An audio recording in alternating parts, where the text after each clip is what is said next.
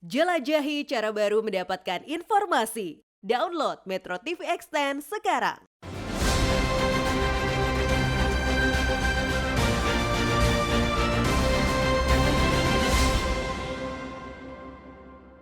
Dipersembahkan oleh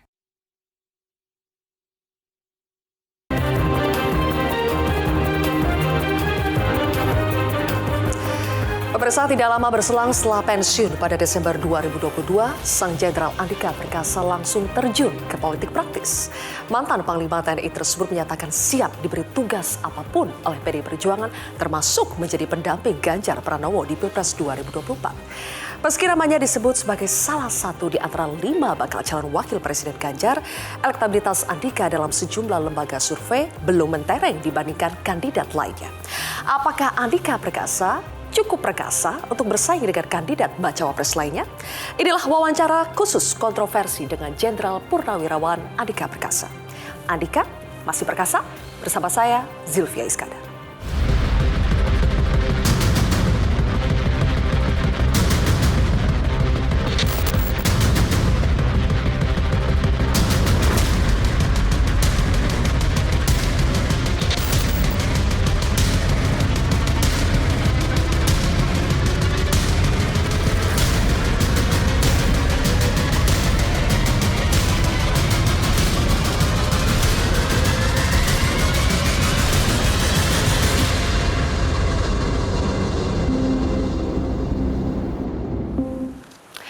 Pemirsa, bersama saya saat ini Jenderal Purnawirawan TNI Andika Perkasa. Pak Andika, apa kabar?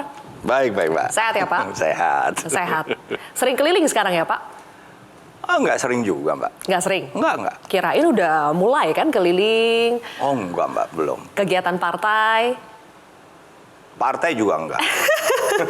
Tapi pertanyaannya begini, Pak Andika. Setelah pensiun dari TNI, saya sering dengar Pak Andika mengatakan sudah siap berkarir di bidang lain, yaitu politik. Kenapa, Pak? Tidak terlalu cepatkah? Ya kan, sesuai dengan hak saya sebagai warga negara Indonesia, Mbak. Terhitung mulai 1 Januari sebenarnya. Jadi bukan Desember. Jadi mulai saat itu ya sebetulnya saya sudah memutuskan. Tapi prosesnya sebetulnya sudah lama.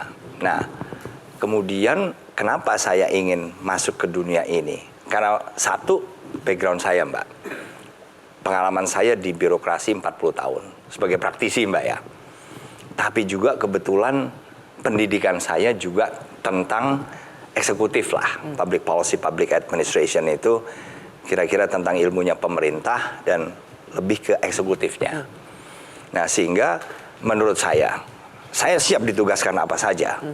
Tapi akan lebih maksimal kalau saya membidangi yang saya punya pengalaman dan saya kuat. Oke. Nah, itu. Oke. Nah, kalau di pemerintahan, maka yang kemudian membentuk pemerintahan ini kan selalu diawali dengan pilpres, pemilu, partai politik juga terlibat di situ. Kemudian ada yang menang, kemudian dibentuk, dan kemudian perangkatnya juga dibentuk. Jadi menurut saya titik masuk yang menurut saya paling pas adalah sistem politik nasional. Oke, titik masuk yang paling pas adalah sistem politik nasional. Apakah ini juga ada kaitannya dengan nama Pak Andika yang mulai muncul di sejumlah survei? Kita akan lihat bersama, Pak Andika, kami punya datanya. Dari survei 3 lembaga ya, yang pertama ada Poltreking, boleh dimunculkan. Poltreking ini melakukan survei dari tanggal 9 sampai 15 April 2023 dan soal nama calon wakil presiden ternyata di situ ada nama Pak Andika Perkasa. Persentasenya lumayan, Pak, 2,5%. Kita lihat lagi, ada dari Indikator Politik Indonesia 20 sampai 24 Juni 2023. Wah, lumayan, Pak, lebih tinggi dari Pak Erlangga Hartarto ya, yang Ketua Umum Golkar 3,6%. Lebih tinggi juga dari Pak Muhaimin Iskandar. Lumayan ini, Pak. Lebih tinggi juga dari Mbak Puan di situ. Nah, berikutnya kita lihat lagi dari survei LSI, Lembaga Survei Indonesia, 1 sampai 8 Juli 2023. Di situ Pak Andika Perkasa persentasenya 3, lebih tinggi dari Mbak Puan, lebih tinggi juga dari Muhaimin Iskandar. Pak Andika, arti angka 2,5 sampai 3,6% dalam survei ini buat Pak Andika apa? Menurut saya justru saya itu merasa tersanjung, Mbak. Karena apa? Karena benar-benar kita kan nggak ada usaha, Mbak ya. Bukan karena nggak ada usaha nggak mau, bukan. Karena saya tahu posisi saya, juga saya kan nggak tahu apakah saya ini diawasi atau diobservasi oleh orang atau tidak. Jadi benar-benar saya normal aja, Mbak. Dapat segitu ya, menurut saya tersanjung lah. Lumayan ya Pak, angka tadi berarti ya buat Pak Andika. Itu bisa menjadi modal untuk Pak Andika. Ya, saya tidak punya target gitu loh, Mbak. Okay. Saya pribadi itu sama sekali nggak menarget misalnya akan jadi apa. Tapi menurut saya, pengalaman saya sebagai praktisi dan pendidikan saya, itu pasti akan diperlukan lah. Apapun peran saya. Tidak berarti harus jadi menteri sekalipun. Oke. Bisa saja menjadi advisor atau apa. Oke. Tapi pasti akan diperlukan bagi saya. Tapi pasti akan diperlukan. Nah, kalau pernyataan ini Pak, saya jadi ingin tahu, ada tidak yang mendekati Pak Andika jelang pensiun atau segera setelah pensiun mendekati Pak Andika untuk nanyain mau masuk partai gak Pak? Yang terjadi malah saya yang datang. Kalau yang mendekati nggak ada. Oke. Pak Andika datang kemana? Nah itu. Datang kemana Pak? Datang ke salah satu partai politik. Aha, satu aja? Satu. PDIP? Ya, karena saya ada komitmen bahwa nanti yang mengumumkan bukan saya. Jadi saya belum bisa untuk menyampaikan. Tapi hanya satu. Hanya satu? Hanya dan satu. itu Pak Andika yang datang? Saya yang datang, dan itu sudah saya minta jadwalnya sejak tanggal 1 Januari. Jadi hari di mana saya resmi menjadi warga negara Indonesia biasa, saya langsung meminta waktu. Cepat sekali tuh Pak. Berarti benar nggak kalau ada kesan Pak Andika buru-buru ya, hari itu pensiun, hari itu juga langsung mendatangi partai? Ya, buru-buru atau enggak kan itu subjektif, Mbak. Tapi dari situ kalau orang melihatnya, wah ini berarti Pak Andika berambisi sekali ya. Begitu nggak sih Pak? Ya kalau ada yang mau mandang saya berambisi ya saya juga nggak bisa kemudian memaksa mereka untuk tidak berpikir seperti itu kan, Mbak. Tapi yang jelas saya mengikuti hak saya yang secara resmi sudah bisa. Oke. Makanya saya mulai masuk. Oke. Pak Andika belum mau ngomong, bilangnya biarkanlah nanti diumumkan begitu ya. Tapi Pak, ini ada headline Pak yang mengatakan Pak Andika tuh sebetulnya sudah punya KTA, kartu tanda anggota. Coba kita lihat bersama ya. Nah, Sekjen PDI Perjuangan sebut Andika Perkasa sudah punya KTA. Di bawahnya itu ada kutipannya, udah punya KTA PDI Perjuangan pastinya ya, karena yang ngomong adalah Sekjen PDI Perjuangan. Gimana Pak? Ya, tadi Mbak, yang ngomong nanti biarkan saja sesuai dengan komitmen saya, pihak yang memang sudah saya bicara. Kenapa Pak? Kenapa Bapak tidak mau mengiyakan kalau sudah punya KTA? Ya karena memang saya belum dikasih ya Mbak. Hah? Belum ada? Belum. Kirain udah ada Pak, saya mau minta kasih lihat nih KTA. Belum Mbak. Belum? Karena itulah kesepakatannya yang mengumumkan nanti bukan saya, tapi dari partai. Dari partai? Iya. PDI Perjuangan. Berarti sudah PDI Perjuangan ya Pak? Ya tadi Mbak, saya kan sampai dengan saat ini belum punya kewenangan untuk menjelaskan. Karena memang kesepakatan kami itu partai nanti yang menjelaskan. Nah, kapan saya juga nggak tahu. Partai kira-kira nunggu apa sih Pak untuk menjelaskan atau mengumumkan itu? Ya itu tadi. Kan, ada alasan besar apa nih? Seolah-olah kayak mau ada kejutan gitu kan kalau diumuminya nanti? Ya saya nggak tahu Mbak. Habis kan saya satu pendatang baru. Oke. Kedua juga nggak tahu lah bagaimana mekanisme di dalam partai. Apalagi kepribadian satu persatu di situ kan. Ya saya yang penting saya ikut saja. Oke. Pak, kalau menjadi partai, menjadi anggota partai, dulu kan Pak Andika ini Panglima TNI. Ada istilah Pak, kalau di partai yang benar yang kami ketahui sudah menjadi rahasia umum, Pak Andika bergabung dengan PDI Perjuangan, ada istilah petugas partai. Pak Andika nggak masalah dari Jenderal Bintang 4, Panglima TNI menjadi petugas partai? Saya bekerja atau memutuskan untuk menjadi bagian, kan itu saja sudah menunjukkan bahwa saya siap melaksanakan perintah. perintahnya apa saja saya siap laksanakan. Jadi saya tidak merasa bahwa misalnya saya siap melaksanakan perintah itu dari partai politik, dari ketua umum atau dari DPP, tidak merasa bahwa itu merupakan satu hal yang kemudian membuat saya rendah, enggak juga lah. Karena ada yang mengatakan begini Pak, kalau dari Panglima menjadi bacawa pres oke lah ya. Tapi kalau dalam tanda kutip hanya menjadi tim pemenangan itu sepertinya kayak turun levelnya. Kalau Pak Andika gimana melihatnya? Saya bahkan siap untuk menjadi tidak apa-apa. Menjadi bukan siapa-siapa. Siap Mbak saya. Kan di partai kan ada yang kemudian di legislatif Mbak. Ada yang di DPP. Ada kemudian yang di luar DPP anggota. Saya siap. Karena saya menganggapnya gini Mbak. 40 tahun karir pertama saya. Dan ini adalah karir kedua. Dan saya menganggapnya ini karir jangka panjang. Jangka panjang, saya nggak tahu berapa tahun, tapi yang jelas panjang. Jadi bukan suatu hal yang harus saya buru-buru gitu loh Mbak. Nggak ada beban bagi saya. Karena saya ingin menjadikan ini sebagai karir kedua. Karir berarti kan sesuatu yang continue Mbak ya, berkelanjutan. Jadi saya nggak ingin ada gagal, misunderstanding, dan sebagainya lah. Lebih baik saya hati-hati. Oke. Pak Andika ini agak beda dengan pensiunan jenderal yang kami ketahui ketika keluar itu langsung bikin partai begitu kan? Betul. Langsung jadi ketua umum partai atau mau jadi ketua umum partai. Tapi Pak Andika di sini bilangnya saya nggak jadi apa-apa tuh nggak apa-apa. Kenapa bisa itu merendahkan diri atau bagaimana Pak? Karena kalau kita lihat kan dengan potensi dengan segala portofolio yang Bapak miliki harusnya jadi something di partai. Saya tidak punya keinginan Mbak. Bahwasannya kemudian nanti misalnya ada partai politik atau pemerintah yang kemudian menganggap saya bisa membantu, itu lain hal ya. Tapi kalau dari saya sendiri benar-benar nggak ada target Mbak. Sebab kalau saya menargetkan saya ini siapa? Toh yang membuat keputusan juga bukan saya kok. Katakanlah Pak Andika tidak ada target ya, tapi ternyata Ketua DPP PD Perjuangan Mbak Puan nyebutin nama Mbak Andika. Kita dengar bersama. Apakah Mbak Puan siap? Waktu itu saya sudah menyatakan bahwa ada 6 nama yang kemudian sekarang sedang kami godok. Sekarang mungkin nambah juga. Ini mungkin yang di sebelah saya juga bisa. Mungkin yang sebelah saya juga bisa. Pak Andika di sebelahnya senyum-senyum tuh Pak. Jadi gimana Pak? Bapak juga kan sudah disebut bisa oleh Mbak Puan. Pak Andika harusnya lebih percaya diri, tidak merasa bisa juga untuk menjadi cawapres. Saya bukannya percaya diri Mbak ya. Target saya kan segini nih Mbak.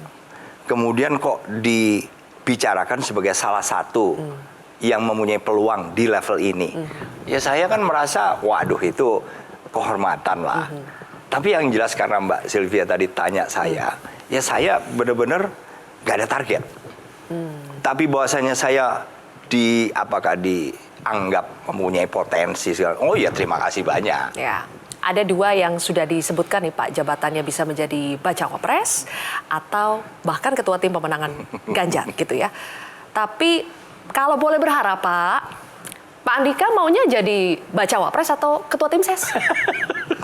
Ya kalau berharap, karena saya nggak berharap apa-apa ya pokoknya Mbak, saya apa aja lah ditugaskan. Karena apa? Supaya tidak membebani. Supaya tidak ada beban gitu loh Mbak. Baik dari partai di mana saya juga akan bekerja, juga kepada saya sendiri. Jadi sama-sama nggak ada beban. Jadi karena nggak ada beban bukan berarti kemudian pasti nggak jadi apa-apa, belum tentu kan gitu Mbak. Sebaliknya kalau kita menarget sesuatu, itu juga belum tentu kesampaian kan Mbak. Bagaimana kalau Pak Andika harus bersaing dengan Gibran Rakabuming Raka Pak? Dalam konteks bacawa pres. Saya bersaing.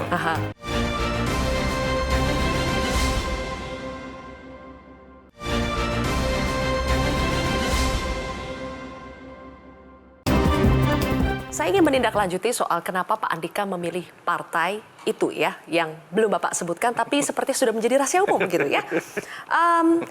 Apakah ada faktor lain, misalnya kita tahu mertua Pak Andika itu dekat juga dengan Bu Mega, apakah ada faktor itu? Itu, kalau itu sih hampir nggak ada lah Mbak. Kan mertua saya juga bukan PDIP. dan bukan partai mana-mana juga. Jadi itu sangat kecil sekali, tapi lebih ke tadi pengalaman pertama saya punya hubungan profesional bekerja, kemudian juga dalam perjalanannya beberapa kali kita berinteraksi, pandangan-pandangan, ya disitulah yang lebih banyak menentukan. Tapi Pak Andika sama Bu Mega deket? Ya ketemu jarang sih Mbak, ketemu jarang. Jadi kalau dekat sekali ya enggak lah.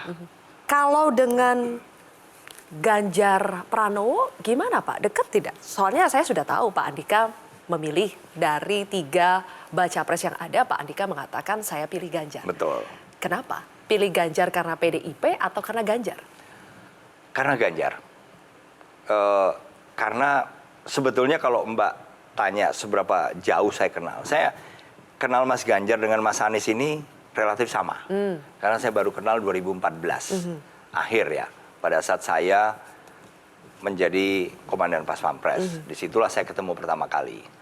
Ketemu Mas Anies waktu itu sebagai Menteri Pendidikan dan ketemu Mas Ganjar waktu itu sebagai Gubernur. Itu pun ketemunya juga gitu-gitu aja. Kalau ketemu ngomong one on one dengan Mas Ganjar baru sekali, dengan Mas Anies 2 kali. Jadi perbedaannya sangat tipis. Terus kenapa pilih Ganjar? Ya itu tadi Mbak, saya udah sering ngomong ini. Kayak ada klik aja, observasi. Kalau saya melihat melalui di media, sosial media, itu kan sering. Saya amati juga mereka. Sama seperti saya mengamati partai politik juga kan sudah lama sebenarnya. Jadi menurut saya kok kayaknya personalitinya yang paling cocok gitu loh. Secara prestasi menurut Bapak, Pak Ganjar termasuk kepala daerah yang berprestasi? Oh iya, berprestasi. Apa misalnya Pak, menurut Bapak prestasi Ganjar Pranowo yang mentereng? Ya saya melihat kan indikator saja Mbak. Misalnya jumlah rakyat miskin di Jawa Tengah. Itu memang selalu ada peningkatan dalam hal prestasi. Artinya penurunan jumlahnya. Di situ saya lihat juga. Kemudian Human Development Index-nya saya lihat juga. Ya punya prestasi itu walaupun memang menurut saya tidak bisa dibandingkan. Oke. Tapi tadi Pak Andika mengatakan salah satu ukurannya adalah tingkat kemiskinan di Jawa Tengah ya Pak? Oh iya. Tadi kita munculkan bagaimana pernyataan Pak Andika di sejumlah media yang mengatakan bahwa kita bisa lihat tingkat kemiskinan di Jawa Tengah itu menurun semenjak dipegang oleh Pak Ganjar. Tapi ada juga data Pak, kalau kita lihat soal kemiskinan ya, dalam skup yang lebih luas kita lihat, ini data dari Badan Pusat Statistik juga, BPS, bahwa tingkat kemiskinan di Jawa Tengah itu per Maret 2023 sebesar 10,77, tapi itu dia kalau dilihat secara nasional peringkat 15 soal rasio kemiskinannya itu tertinggi di Indonesia. Nah ini dia. Jadi kalau dibandingkan dengan provinsi lain, nih ya kalau tingkat kemiskinan di Jawa Tengah per Maret itu adalah 10,77, rata-rata nasional itu 9,36. Jadi masih di atas rata-rata nasional. Menurut Bapak ini bagaimana melihatnya Pak soal kemiskinan ini? Kita kan membandingkannya Jawa Tengah Mbak. Yang kita bandingkan adalah tahun ke tahun. Memang nggak bisa dihitung juga. Misalnya dari awal beliau jabat 2013. Sama seperti misalnya Pak Jokowi. Kan misalnya tingkat kemiskinan di awal. Di awal itu kalau tingkat kemiskinan 11,2. Sekarang turun. Tetapi sebetulnya itu bahkan sudah naik. Nah, tingkat pengangguran di tingkat nasional juga begitu. Memang sekarang ini masih lebih besar daripada tahun 2015, Mbak. Nasional ya. Karena nasional pada saat waktu itu kurang lebih ada di angka 6%. Kemudian sempat turun menjadi bahkan 5,1. Naik lagi pada saat COVID. COVID ini kan juga harus dihitung juga sebagai satu anomali. Jadi kalau dihitung dari Jawa Tengah, ya kalau dibandingkan dengan pertama mungkin saja bahkan sekarang mungkin lebih parah. Sama seperti tingkat unemployment di tingkat nasional juga. Tapi kan yang jelas setelah badai itu kemudian mulai mereda, itu ada peningkatan. Itu yang saya lihat. Oke. Kita akan lihat juga Pak Andika soal elektabilitas. Balik lagi ya. Anda tahu bahwa elektabilitas Ganjar dan juga Prabowo Subianto itu kejar-kejaran di survei. Dan selisihnya itu masih di margin of error Pak. Karena itu kan dibutuhkan bacawa pres yang dianggap bisa meningkatkan nilai elektabilitas begitu ya. Kalau di posisi Pak Andika sekarang, Anda yakin Anda bisa menjadi bacawa pres yang meningkatkan elektabilitas itu, Pak? Saya justru mendukung bacawa pres yang benar-benar akan membantu Mas Ganjar. Dan saya nggak tahu. Mendukung itu bahkan kalaupun itu orang lain, ya lebih bagus. Karena ini it's not about me. Bukan saya, Mbak. Saya ini hanya pasti saya akan membantu. Dan bahkan saya akan memilih kok. Jadi kalaupun nanti muncul dalam misalnya diskursus atau apa, atau dalam pengamatan ada calon wakil presiden yang lebih bisa memberikan added value, saya malah mendukung. Karena apa? Bagi saya yang lebih penting adalah tadi, Mas Ganjar, kemudian yang saya kagumi personality-nya, itu bisa memimpin Indonesia. Oke. Kan ada 5 nama Pak ya yang disebut. Ada Erick Thohir, ada Pak Andika Perkasa, kemudian ada AHY, Muhaimin Iskandar. Menurut Bapak di antara nama-nama itu, siapa yang paling bisa memberikan added value untuk Pak Ganjar? Kurangi saya, Mbak ya. Kurangi saya. Masing-masing punya kelebihan itu, Mbak. Mas Erick Thohir punya kelebihan, saya pernah bekerja bersama, saya wakil, beliau ketua. Mas Sandi, ya beliau sebagai menteri, saya lihat beberapa kali beliau paparan dan cara menangani kementeriannya. Kemudian AHY, saya kenal baik dulu. Walaupun akhir-akhir sudah jarang ketemu, tapi saya kenal baik. Orang yang smart juga. Nah, kemudian Caimin, saya ketemu baru beberapa kali. Tapi saya yakin beliau sebagai ketua partai juga pasti punya kekuatan. Paling enggak kemampuan untuk memanage, memimpin. Jadi yang mana, Pak? Yang paling oke buat Pak Ganjar? Ya, itu kan sudah justru, dikurangi Pak Andika nih, sudah didiskon kan? Justru perhitungan itu kan perhitungan dari orang yang memutuskan, Mbak. Kalau bagi saya, ya masing-masing punya kelebihan lah. Kalau dari suku juga masing-masing kan berbeda-beda. Oke. Kalau ditambah satu, Pak, karena ada juga satu nama yang muncul juga dari Mbak Puan di luar nama 5 tadi. Coba kita simak bersama. Maju sebagai cawapres, apakah nama tersebut dipertimbangkan oleh PDIP?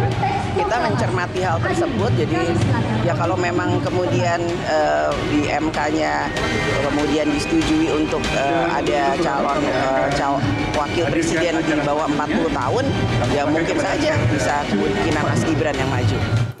Bagaimana kalau Pak Andika harus bersaing dengan Gibran Raka Buming Raka, Pak? Dalam konteks bacawa pres. Saya bersaing. Ya, Mas Gibran punya lebih dari saya sumber daya. Itu sudah pasti, Mbak. Saya kenal Mas Gibran juga orang yang punya independensi, punya juga pemikiran jauh ke depan. Waktu itu saya kenalkan pada saat saya menjadi komandan Pas Pampres, Pak. Ya kalau saya menjadi lawan, ya saya pasti sangat hormat lah ke Mas Gibran. Karena saya yakin Mas Gibran punya sesuatu yang menjadi kelebihan dia. Oke, jadi potensial juga ya Pak Gibran itu? Oh iya, menurut saya ya. Oke, ada 3 baca pres, Pak. Kalau Bapak mengurutkan ya 1 kita sudah tahu lah Ganjar ya. 2-3-nya siapa, Pak?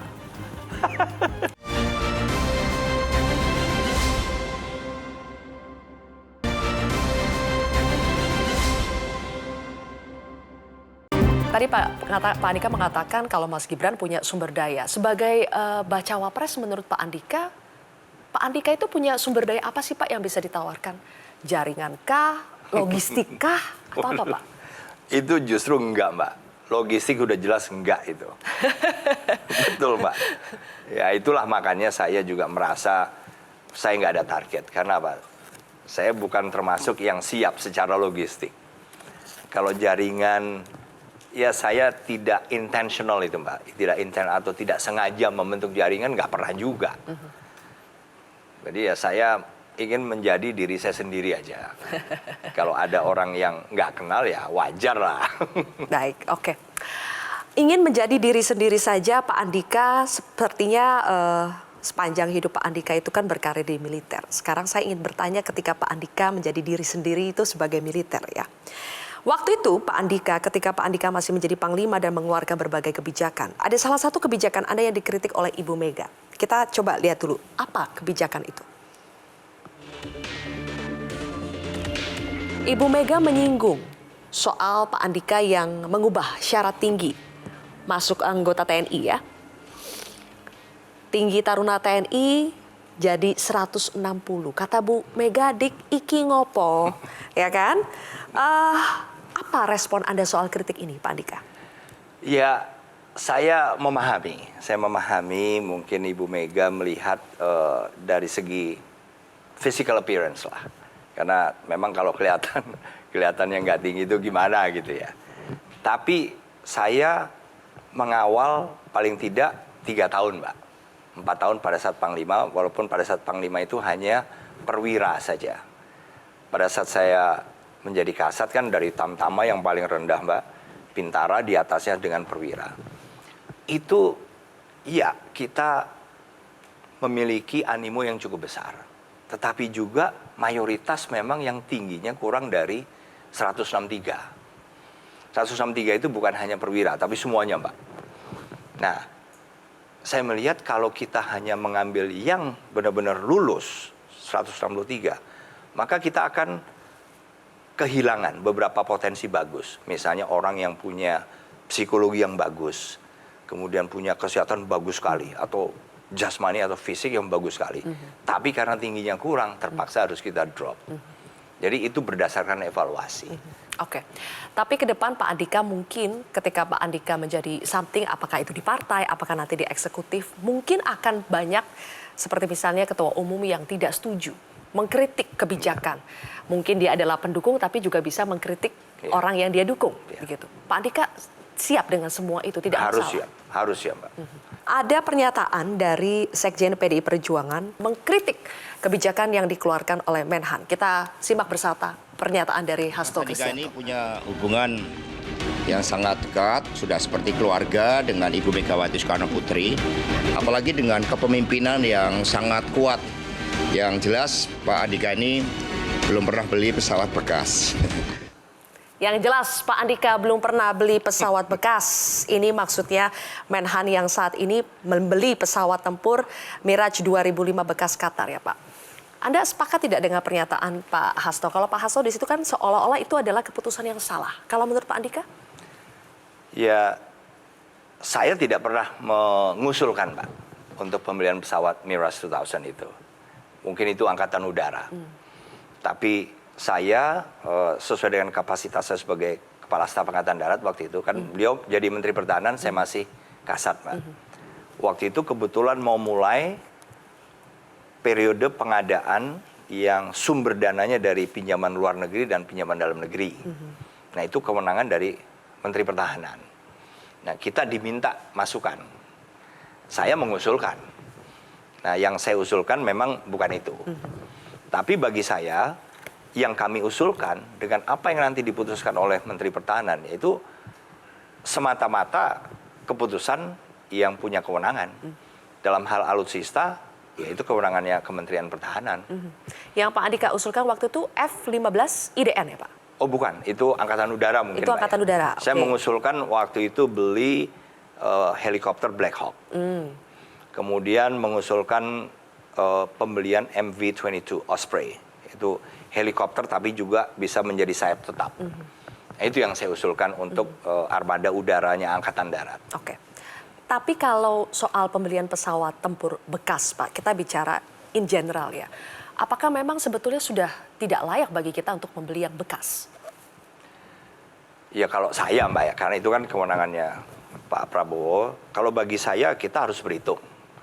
Yang saya usulkan tadi, ini kan yang diusulkan oleh Angkatan Darat. Saya usulkan itu benar-benar baru. Karena apa? Saya lebih baik beli lebih sedikit jumlahnya, kuantitasnya, tetapi baru karena apa? Dalam hal teknologi. Kita menggunakan ini kan biasanya sampai dengan 25 tahun ke depan, kalau alutsista, Mbak ya. Jadi kalau kita belinya saja sudah bekas, teknologinya ini juga sulit, Mbak. Di-upgrade, ya bisa overhaul misalnya, kemudian kita upgrade kembali misalnya sistemnya, komunikasi, tapi tetap aja beda. Biasanya apakah disebut retrofit atau apapun itu. Beda dengan yang memang belinya desain yang memang diperuntukkan mengakomodasi teknologi yang terbaru itu. Oke. Dari segi teknologi, dari segi Iya. endurance beda ya Pak? Beda. Tapi setelah membeli pesawat bekas, entah ini mendengar kritik dari PD Perjuangan atau tidak, atau memang sudah direncanakan jauh-jauh hari, Pak Prabowo tanggal 22 Agustus itu teken MOU, beli 24 unit pesawat F-15EX dari Amerika Serikat. Kalau keputusan yang ini menurut Bapak sudah tepat? Ya kalau saya tidak tahu apakah ini sudah pembelian, Mbak. Baru teken MOU? Nah, baru MOU. Ya, menurut saya ini tepat, bagus. Karena kan lebih besar, F-15 itu dan lebih baru lah. Kalau ke depannya Pak, ya hal-hal seperti ini ya, antara ini mantan atasan juga, Pak Andika sekarang sudah berlabuh di partai yang akan menjadi atasan Pak Andika juga. Ada perbedaan-perbedaan pandangan seperti ini dan Pak Andika berada di tengah-tengah. Nanti mungkin ke depan akan banyak hal yang seperti ini. Iya. Kuncinya apa menurut Pak Andika untuk bisa menjembataninya? Ya, kalau saya akan memegang peraturan aja, Mbak. Itu yang saya pegang. Jadi karena apa? Karena memang itu yang tidak boleh kita langgar. Otherwise kita bermasalah. Gitu. Oke, berpegang pada aturan ya Pak Iya. ya. Oke, Pak Andika masih berbicara soal Prabowo. Kalau kita lihat dari backgroundnya, mungkin orang akan melihat, oh Pak Andika 11-12 lah sama Pak Prabowo. Tapi ternyata pilihannya ke Ganjar. Dengan alasan Pak Ganjar itu lebih pendekatannya lebih populis ke masyarakat tadi ya. Kenapa tidak Prabowo? Kalau kita menyoroti dari Prabowo-nya, bukan karena Ganjar ya. Tapi kenapa tidak Prabowo-nya? Ya itu tadi, Mbak, kalau saya menyampaikan dukungan saya ke Mas Ganjar lebih karena personality yang lebih pas, cocok. Nah, ini hal yang sama juga saya jadikan sebagai parameter. Oke, tapi relasi Pak Andika dengan Pak Prabowo Subianto bagaimana sih Pak? Oh, harus baik. Kan saya anak buah. Saya sebagai anak buah ya harus loyal, Mbak. Dan pada saat saya menjabat sebagai Kasat dan Panglima, di mana beliau sebagai Menteri Pertahanan, saya loyal. Setelah Pak Andika pensiun sempat ngobrol dengan Pak Prabowo? Oh, nggak pernah. Belum pernah? Nggak pernah. Akan tidak Pak? Ya saya nggak tahu. Saya nggak tahu. Politik kan dinamis Pak, Ya, kita betul. tidak pernah tahu ya. Betul. Nah, Betul, selama itu. belum diumumkan di sana, siapa tahu bisa menepi ke yang lain kan Pak. Oke, itu Prabowo ya, harus dekat karena mantan atasan. Tapi secara relasi kebatinan, kalau tadi Pak Andika mengatakan dengan Mas Ganjar itu klik, padahal jarang ketemu, tapi kalau lihat observasi gitu klik. Ya. Dengan Pak Prabowo? Ya saya sangat paham visi-visi beliau seorang negarawan. Ya, tapi memang kalau klik dalam hal mendukung calon presiden ya saya sudah merasa bahwa Mas Ganjar ini lebih klik. Oke. Ada yang mengatakan begini Pak, saya langsung sebut saja ya, salah satu kader dari PDI Perjuangan yang lagi heboh juga, Budiman Sujatmiko. Yang akhirnya kemudian sudah tahu partainya mengusung Ganjar, tapi dia mendukung Prabowo Subianto. Dengan alasan bahwa Prabowo Subianto itu, dia melihat ini adalah sosok yang memiliki kepemimpinan strategis untuk bisa menjawab tantangan ke depan. Di era krisis ekonomi, kemudian geopolitik, Pak Prabowo adalah orang yang tepat. Karena kepemimpinan strategis. Pandangan Bapak soal itu? Ya saya yakin lah Mas Budiman, menurut saya orang pinter ya. Kita pernah ketemu sekali Mbak. Menurut saya Mas Budiman juga orang yang sangat pinter, teliti juga. Ya pasti punya alasan lah mandangnya dari angle yang mana. Yaitu judgement beliau. Tapi apakah kepemimpinan strategis itu harus selalu identik dengan TNI ya Pak? Enggak, sama sekali Mbak. Sama sekali. Ya nggak tahu beliau memilih menggunakan kata-kata itu. Ya itulah pilihan beliau. Jadi Anda tidak sepakat ya kalau disebut kepemimpinan strategis itu hanya ada di Prabowo ya? Oh enggak.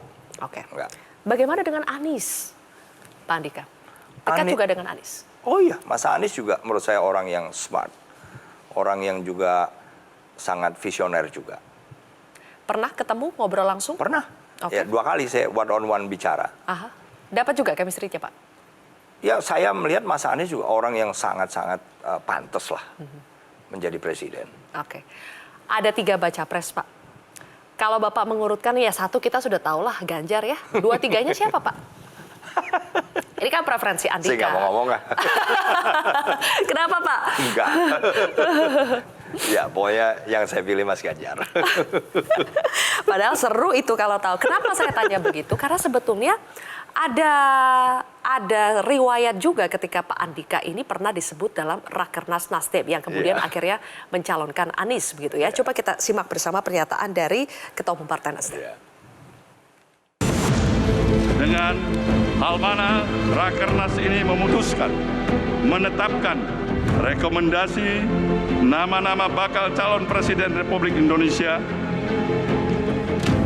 yang akan diusung oleh Partai Nasdem pada pemilu 2024 yang akan datang dari 3 nama. Muhammad Andika Perkasa.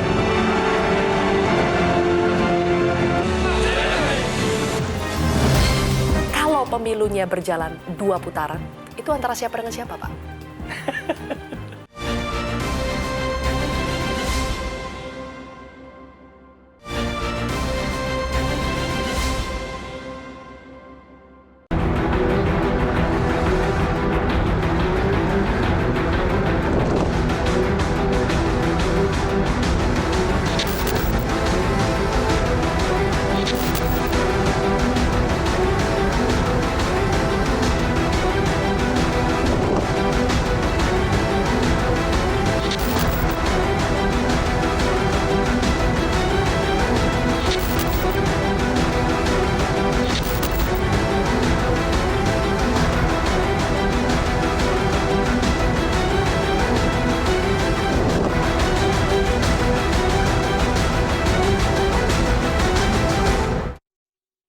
Respon Pak Andika ketika namanya keluar di acara Rakernas Partai Nasdem ini Juni 2022 lalu, seperti apa Pak?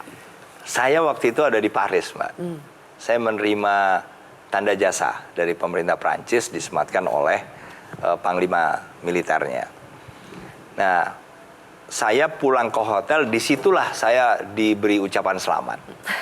Jadi kira-kira itu sekitar jam mungkin jam 2 siang, jam 14-an waktu setempat ya. Baru saya dikasih. Selamat apaan? Pak Andika disebut salah satu dari 3 calon presiden oleh Partai Nasdem. Ya itu kondisinya waktu itu, Mbak. Ya kaget lah. Tapi kagetnya apa Pak? Lebih ke tersanjung? Tersanjung, Mbak. Oke. Tersanjung. Setelah saya pulang ya ada pertemuan. Saya ketemu dengan Pak Surya Paloh juga. Saya ketemu dengan beberapa tokoh Nasdem juga. Intinya ya satu, saya mengucapkan terima kasih atas kepercayaan. Itu kan berarti satu kepercayaan kepada pribadi saya yang saya nggak menyangka. Tapi kedua juga ya saya masih aktif sehingga mohon maaf saya tidak bisa untuk merasa bahwa diri saya sebagai calon presiden. Ya itu aja, Mbak. Tapi kalau secara kemungkinan Pak, sekali lagi politik itu dinamis, apapun masih bisa terjadi. Betul. Ini aja baca pres lagi pusing kayaknya mencari bacawa pres begitu. Pak Andika, apakah mau jadi bacawa pres ataupun tidak, atau tidak mendapatkan apapun, itu akan tetap di partai itu? Saya tetap, Mbak. Walaupun itu kan juga tidak membatasi kerjasama kita. Nggak usah kerjasama secara formal ya. Secara personal juga pasti terjadi kok. Saya yakin. Misalnya apa Pak? Misalnya pada saat saya menjadi kepala staf. Oke. Itu kan 3 tahun kita juga harus terus berkomunikasi dengan Komisi 1. Dari semua partai yang ada di DPR. Dan itu pun juga banyak hubungan personal maupun juga profesional. Artinya yang hubungannya dengan sikap resmi dari partai misalnya, itu kadang-kadang juga berubah-berubah. Nah sehingga saya sudah kemudian mengobservasi dan mengalami itu sehingga memang benar kata Mbak Sylvia tadi, politik kan selalu berubah. Walaupun saya secara official berada di satu partai, tetapi kan kerjasama kita tuh harus dengan siapa saja. Sudah official berarti ya Pak? Ya, setelah diumumin. Kapan Pak PDIP-nya ngumumin? Kenapa, Mbak? Kapan PDIP-nya ngumumin? Ya, kan saya nggak tahu. Tapi bakal sebelum pendaftaran Capres-Cawapres, Pak? Ya itu tadi, Mbak, saya nggak tahu dan Dan kayaknya bukan Mas Hasto gitu. Kayaknya bukan Hasto, tapi Bukan. Ibu Ketum langsung ya Pak? Ya, saya nggak tahu lah, Mas. Saya nggak mau. Oke, terakhir nih Pak Andika. Pemilu 2024 itu tinggal menghitung bulan ya Pak. Ada juga yang sudah menghitung hari. Tapi kalau kita lihat dinamikanya sampai saat ini, cukup banyak dinamika panas dingin juga. Hubungan antara PDIP misalnya dikaitkan dengan hubungan dengan Presiden Jokowi. Kemudian juga di internal PDIP juga sedang diisukan bahwa tidak kompak dalam mendukung Ganjar Pranowo. Jadi akan ada banyak dinamika dalam menyambut pemilu 2024. Nah, Pak Andika sebagai pendatang baru di dunia politik, cara mengantisipasi supaya jangan sampai pemilu 2024 itu berakhir dengan sesuatu yang tidak damai, tidak menyenangkan, malahan menjadi ribut-ribut elitis tapi tidak banyak manfaat buat masyarakat. Itu seperti apa, Pak? Ya, kalau saya mengantisipasi, saya mungkin hanya bisa bicara secara personal, Mbak, ya, ke beberapa individu misalnya. Tapi kalau itu memang harus menjadi common interest lah buat kita semua. Atau kepentingan kita bersama lah. Jangan sampai kemudian bentrokan di tingkat atas yang kita kira nggak akan berdampak di bawah. Oh, dampaknya sangat besar, Mbak. Dan mungkin mereka di bawah itu nggak akan pernah sembuh. Misalnya kalau ada perbedaan yang mereka lihat, ya kan filosofi kita atau old adage, guru kencing berdiri, murid kencing berlari. Jadi itu harus kita jaga sama-sama, nggak boleh lagi lah. Kalau kita terperosok 2 kali ya, kita bukan manusia lah. Oke. Kan gitu, Mbak. Sudah cukup yang sudah kita lihat yang lalu. Jadi elitnya yang harus memberikan contoh ya? Harus. Oke. Ini terakhir banget nih, Pak. Kalau pemilunya berjalan 2 putaran, itu antara siapa dengan siapa, Pak? Lah calonnya berapa, Mbak? Oh, kalau ya, berarti minimal 3 ya. 2 putaran siapa dengan siapa, Pak? Waduh. Ya kalau dilihat dari survei, itu kan juga menurut saya cukup saintifik lah. Kalau dilihat dari survei yang pertama kedua kan ya Pak Prabowo dengan Mas Ganjar. Ya kemungkinan ya itu. Oke. Dan Pak Andika bisa menjadi salah satu pendamping di antaranya? Oh iya, ya. Ganjar Mas Ganjar. Baik, kalau begitu terima kasih Ya. Pak Andika atas waktunya di kontroversi pada hari ini. Selamat untuk nanti karir Pak Andika di dunia politik. Kita akan lihat ya pengumumannya kapan, kita akan tunggu dan nanti Pak Andika akan menjadi apa di partai yang baru. Terima kasih Pak Andika Perkasa sudah bergabung bersama kami di kontroversi. Pemirsa, demikianlah akhir dari kontroversi. Saya Zilvia Iskandar mewakili rekan-rekan bertugas mengucapkan terima kasih atas kebersamaan Anda. Sampai jumpa.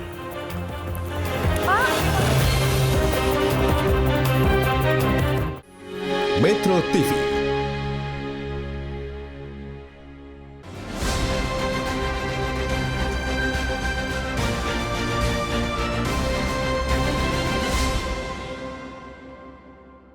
Dipersembahkan oleh